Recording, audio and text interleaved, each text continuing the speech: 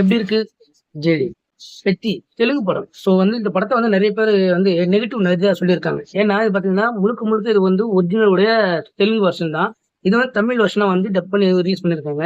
இதுல தமிழ் பார்த்த நெறைய பேர் பார்த்தீங்கன்னா, இந்த படம் ரொம்ப போர் அடிக்குது. டைமிங் பார்த்தீங்கன்னா, ஒரு 3 ஹவரு ஃபர்ஸ்ட் ஹாஃப் சரியில்ல. செகண்ட் ஹாஃப் ரொம்ப அழகா இருக்கு அப்படின்னு. ஸோ என்ன விஷயங்கள் என்ன மாரி விஷயங்கள சொன்னாலும், முக்கியமா இந்த படத்துல பார்த்தீங்கன்னா, அதாவது தெலுங்குல எடுத்து பார்த்தீங்கன்னா, அதுல வார்த்தைகள் ஒண்ணு இருக்கும்.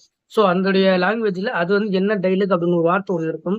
ஸோ அது தெலுங்குல பண்ணியிருக்காங்க. ஆனா தமிழ்ல அப்படின்னு வரும்போது பார்த்தீங்கன்னா, டப் பண்ணும்போது அந்த வார்த்தைகள் மாறும். தெலுங்குல ஒரு வார்த்தை அப்படி இருக்குன்னா, தமிழ்ல வேற ஒரு வார்த்தை இருக்கும். ஸோ இதனால தான் பார்த்தீங்கன்னா, மேக்ஸிமம் படம் நெறைய பேருக்கு இந்த போர் அடிக்கிறதும், ரொம்ப க்ளோஸ் ஆகாம இருந்திருக்கு. ஸோ அதுல முக்கியமான விஷயம் பார்த்தீங்கன்னா, படத்துல லாஜிக்கே கிடையாது. லாஜிக் இல்லாம நெறைய விஷயங்கள் இருக்கு. லாஜிக் இல்லாம பார்த்தீங்கன்னா, படம் ஓரளவுக்கு பார்க்கலாம். ராம்சரண் அவர் பார்த்தீங்கன்னா, ரொம்ப கஷ்டப்பட்டு இருக்காரு. நல்லாவே கிளீனா தெரியுது.